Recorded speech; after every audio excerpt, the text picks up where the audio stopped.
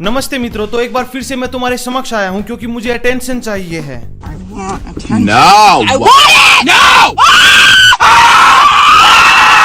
और मेरी सबरेडिट पे किसी एक्सपर्ट ने पोस्ट किया है कि मेरे पास दो मार्ग हैं अटेंशन पाने के, या तो मैं अपना हाथ तुड़वा लूं या फिर मैं तुड़वा लूं अपनी गांड। तुम यदि मेरे बारे में ऐसा सोचते हो तो ये अपमानजनक है, परंतु यदि ये ना होता तो मैं दूसरा मार्ग चुन लेता। अभी के लिए भारत में चल रहे पॉपुलर विषय तक सीमित रहते हैं, जो कि है बॉलीवुड में ड्रग्स के बारे में। ये वो विषय है जिसके बारे में बात करते करते रिपब्लिक भारत का नंबर 1 चैनल बन गया। तो उसी प्रकार से ये चैनल भी नंबर 1 बनेगा यदि मैं 4-4 महीने की छुट्टियां ना लूं। रिपब्लिक भारत ने इतिहास रच दिया है, देश का नंबर 1 हिंदी न्यूज चैनल बन गया। ब्लैक वाली गाड़ी हम उसी के बिल्कुल बगल में वो गाड़ी हम लगाएंगे। और ये देखिए रिपब्लिक भारत इस वक्त दीपिका की गाड़ी के बगल में गाड़ी है। क्या दीपिका ड्रग्स लेती है? दीपिका पादुकोण बताइए क्या ड्रग्स लेती है? फिलहाल हिमाचल इस गाड़ी में दीपिका पादुकोण। तो बॉलीवुड की ड्रग्स पार्टीज में सबसे बड़ा नाम आता है करण जौहर का। वही करण जौहर जो अपना परिचय इस प्रकार देता है। Sing with me. अब तो मेरा खड़ा खड़ा सोता है। खड़ा होता भी है या नहीं? वही करण जौहर जिसके समीप आते ही कन्याएं कहती हैं, इतना छोटा। वही करण जौहर जिसको शौचालय के बाहर दूसरे पुरुष कहते हैं, मूतने जा रहे हैं, पकड़ोगे। करण जौहर पे आरोप ये लग रहा है कि वो अपनी पार्टीज में इन सेलिब्रिटीज को बुला के इस प्रकार उन्हें ड्रग्स ऑफर करता है। लगा के देखिए, ट्राई करके देखिए। जिसके बाद ये सेलिब्रिटीज ऐसी अवस्था में पहुंच जाते हैं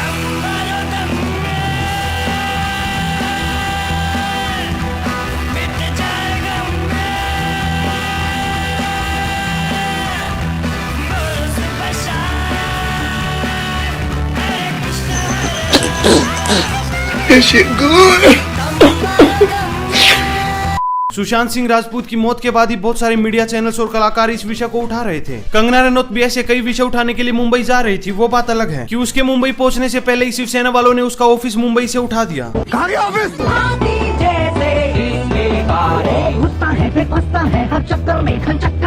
कंगना रनौत और शिवसेना की लड़ाई की बात हम इस वीडियो में नहीं करेंगे, क्योंकि यदि हम करेंगे तो हमें इस विषय पे भी बात करनी पड़ेगी कि उनमें से कौन कितना नोटी है। आप क्या वो हरामखोर लड़की की वकीली कर रहे हो? हम जब बात करते हैं तो हम तू हरामखोर है, यानी तू बहुत नॉटी है। नॉटी तिवारी जी क्या है? तिवारी जी ये बहुत नॉटी है। अभी बहुत नॉटी है। मुझे इन्होंने भी नॉटी बोला। मेरी औरत बोल रही है। हाँ, अभी बहुत क्यूट लग रहे हैं। अब जया बच्चन ने भी बॉलीवुड को डिफेंड करने के लिए राज्यसभा में स्पीच दी थी। जरा एक बार उसको सुनते हैं। Sir I want to talk. Mask sir, आवाज नहीं आएगी, क्लियर नहीं आएगी, मैं साफ कर दूंगी। यहाँ स्पीच देते समय मास्क में से आवाज नहीं आएगी वो चक्कर नहीं है, स्पीकर की आवाज अच्छे से आ रही है। बात यह है कि जया बच्चन का चेहरा नहीं दिखेगा जब ये क्लिप बार बार न्यूज चैनलों द्वारा दिखाई जाएगी। और सच में हम भारतवासी जया बच्चन के इन नखरों से तंग आ चुके हैं। वो क्या सोचती है कि क्या वो कोई प्रियंका चतुर्वेदी है जिसकी सुंदरता को देखते हुए हम उसके सारे नखरे झेल लेंगे। Shrimati Priyanka Chaturvedi, please speak. 3 minutes. I'm sorry, I'll have to take off the mask because I want to be clear about what I'm speaking. And with all due respect to the honorable deputy chairperson, कृपया mask पहन ले। जी sir, मैं इसको साफ कर दूंगी, but clarity voice की दिक्कत होगी। सो प्रियंका जी, माननीय चेयरमैन साहब ने कहा कृपया मास्क जी सर लगा ले। Entertainment industry, I was really embarrassed and ashamed to kill it, defame it. People who have made their name in this film industry have called it a gutter. I completely agree. Shame. तो इस speech में जया बच्चन हमें समझाती है कि बॉलीवुड कितना अच्छा है, वो सरकार का देश का कितना साथ देता है, देश को कैसे आगे बढ़ाता है। और जो कलाकार बॉलीवुड के विरुद्ध बात कर रहे हैं वो असल में थाली में छेद कर रहे हैं। जिस थाली में खाते हैं उसमें छेद करते हैं। सच्चाई यह है कि बॉलीवुड ने हमें भर भर के प्रोपेगेंडा दिया है। रिलीजन और कल्चर को इन्होंने हथियार की तरह प्रयोग किया है। फिर चाहे तुम इनकी इतिहास से संबंधित फिल्में देख लो या फिर जियोपॉलिटिक्स से संबंधित फिल्में देख लो। जैसे मैं तुम्हें एक फिल्म का उदाहरण देता हूँ, मैं हूं ना। इस फिल्म का शीर्षक क्या है कि पाकिस्तान से बेशक आतंकवादी आते रहे, यहाँ पे बम धमाके करते रहे, परंतु इस फिल्म में हिंदुस्तान और पाकिस्तान की हैप्पी एंडिंग होके रहेगी। वो अंत में अपने पेट से पेट भिड़ाएंगे और सब कुछ मंगलमय हो जाएगा। अब फराह खान ने इस फिल्म को बनाते समय इस बात का ध्यान रखा कि विलन मुसलमान ना हो। मुझे इस फिल्म के प्रोपेगेंडा से कोई समस्या नहीं है कि वो दिखाना चाहते हैं कि इस फिल्म का विलन एक भारतीय सैनिक है जो हिंदुस्तान और पाकिस्तान को एक होते नहीं देखना चाहता। ऐसी फिल्मों में ये प्रोपेगेंडा दिखाने के बाद वास्तविकता बदल नहीं जाएगी, वो अभी भी यही रहेगी कि भारत में आतंकवादी हमले करने वाले, बम धमाके करने वाले अधिकतम आतंकवादी संगठन पाकिस्तानी है, इस्लामिक है। जैसे मोहम्मद, लश्कर-ए-तोयबा, हिजबुल मुजाहिदीन, ये केवल कुछ नाम है। बाकी आगे की वास्तविक कहानी तुम जानते हो।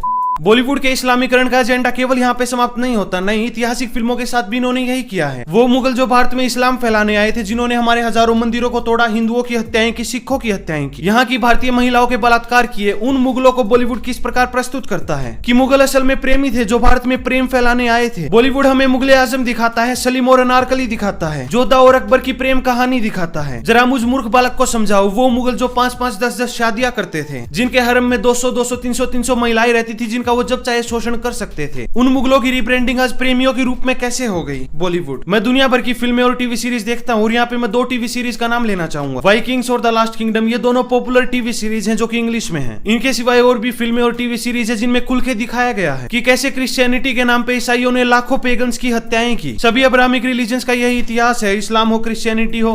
भारत में भी इस्लाम इसी प्रकार फैला है, लेकिन उस पे फिल्में हमें क्यों नहीं देखने को मिलती? क्योंकि बॉलीवुड में बदमाशी चलती है। अनिल कपूर जैसे लोग दाऊद इब्राहिम के साथ उठते बैठते हैं, ऋषि कपूर जैसे लोग दाऊद इब्राहिम के साथ चाय पीते हैं। ऋषि कपूर दाऊद इब्राहिम से मिले जी मार्च 1988 में। अब उनके घर पे गए, हमारी बड़ी खातिर नवाजी की, चाय पिलाई, बिस्कुट खिलाए, कहा कि मैं तुम्हें शाम को बुलाना चाहता था लेकिन मैं शराब पीता नहीं हूँ, तो मैंने ऐसा ना समझा तुम्हें बुलाने के लिए। सलमान खान जैसे लोग भी आतंकवादियों का समर्थन करते हैं। हम आपको बता दें, कल रात सलमान खान ने याकूब के पक्ष में 14 ट्वीट किए। आप भी देखिए इन ट्वीट में सलमान ने क्या कुछ लिखा। मैं 3 दिन से ट्वीट करना चाहता था लेकिन डरा हुआ था। ये एक आदमी की जिंदगी और उसके परिवार से जुड़ा हुआ मामला है। उसके भाई को फांसी मत दो, उस लोमड़ी को फांसी दो जो फरार हो गया है। किधर छिपा है टाइगर? ये कोई टाइगर नहीं, बिल्ली है और हम एक बिल्ली को नहीं पकड़ सकते। शरीफ साहब, आपसे दरख्वास्त है, अगर वो आपके मुल्क में है तो प्लीज इत्तला कर दीजिए। मैं आ जाऊं क्या अपनी पर?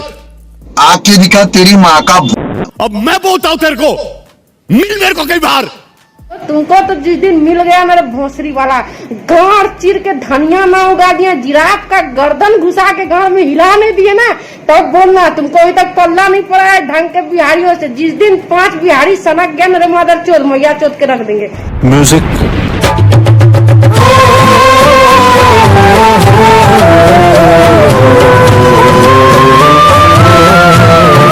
याकूब मेमन जैसे आतंकवादी को जब फांसी होती है तो यही बॉलीवुड के कलाकार मर्सी पेटिशन साइन करते हैं। उन्हें एक आतंकवादी की पीड़ित आत्मा के भीतर बूला भटका मुसलमान दिखने लगता है। नसीरुद्दीन शाह और आमिर खान जैसे लोगों को भारत में इंटॉलरेंस दिखने लगता है। Kiran and I have lived all our lives in India. For the first time, Kiran says, "Should we move out of India?" Now that's a disastrous and very big statement for Kiran to make to me. She fears for her child. She fears for what the atmosphere around us will be. पर जब वो भारत के दुश्मन देश जैसे कि पाकिस्तान और Turkey में जाते हैं तो उन्हें घर जैसी फीलिंग आती है। जिस कदर मोहब्बत और जिस कदर प्यार मिलती है, डर शराब भी नहीं लगता। जैसा कि मैंने कहा, ऐसा लगता है कि घर आया हूँ। मैं मानता हूँ कि बॉलीवुड भीतर से पूरा भ्रष्ट है, जिसके कारण हमें नेपोटिज्म जैसी चीजें देखने को मिलती है। हमें अर्जुन कपूर की ये एक्टिंग भी झेलनी पड़ती है। Person call Arjun Kapoor, I don't know, they say is a small time actor. मैं हूँ आरजे अर्पित, मेरे साथ अर्जुन कपूर। और ताली बजाओ। अर्जुन यार, I just want to know one thing कि कैरेक्टर मार्केट में खत्म हो गए क्या? लड़कियों वाले कैरेक्टर कर रहा है आजकल।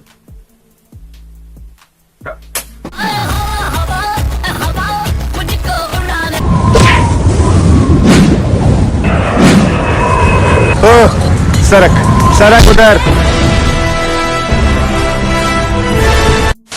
इसी बॉलीवुड में महेश भट्ट जैसे लोगों को बड़ा डायरेक्टर या प्रोड्यूसर बताया जाता है। वो महेश भट्ट जो अल जजीरा नाम की विदेशी पत्रिका में जाता है और भारत की बुराई करता है। रिया चक्रवर्ती जैसी एक्ट्रेस जो महेश भट्ट को अपने पिता समान व्यक्ति समझती है। ऐसी बेटियों से महेश भट्ट शादी करने की इच्छा रखता है। अब मैं उसे दोष नहीं दे सकता क्योंकि वो एक सोनी राजदान से महेश भट्ट की 2 बेटियां हैं, आलिया भट्ट और शाहीन भट्ट।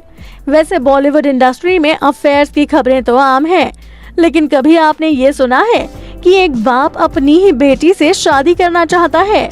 इसकी उम्मीद आप महेश भट्ट से ही लगा सकते हैं। महेश भट्ट उस समय चर्चाओं में आ गए थे जब एक मैगजीन के कवर पर उन्होंने अपनी बेटी पूजा भट्ट को लिप लॉक करते हुए तस्वीरें खिंचवाई थीं। लेकिन बात यही नहीं रुकी। एक इंटरव्यू में उन्होंने साफ साफ ये भी कह दिया था कि वो पूजा से शादी करना चाहते हैं। महेश भट्ट ने कहा कि यदि पूजा मेरी बेटी ना होती तो मैं उनसे शादी भी कर लेता। महेश भट्ट की मस्तियों पे इस वीडियो को समाप्त करते हैं। अगर ये वीडियो पसंद आई है तो इस वीडियो को लाइक करो, शेयर करो, इस चैनल को सब्सक्राइब करो और वो बेल आइकन दबाओ, क्योंकि मैंने महीनों से वीडियो नहीं डाली है तो नोटिफिकेशन जल्दी नहीं जाएंगे। तो ये बेल आइकन जरूर दबाओ। इसके अलावा इंस्टाग्राम पे भी तुम मुझे फॉलो कर सकते हो। इसके अलावा मैं ये भी चाहूंगा कि तुम अपना इस सबरेडिट पेज भी ज्वाइन करो। यहाँ पे बहुत कम मेंबर है, जैसे ही ज्यादा मेंबर जुड़ेंगे तो इस सबरेडिट का कंटेंट मैं और भी ज्यादा इस चैनल पे दिखाऊंगा। धन्यवाद।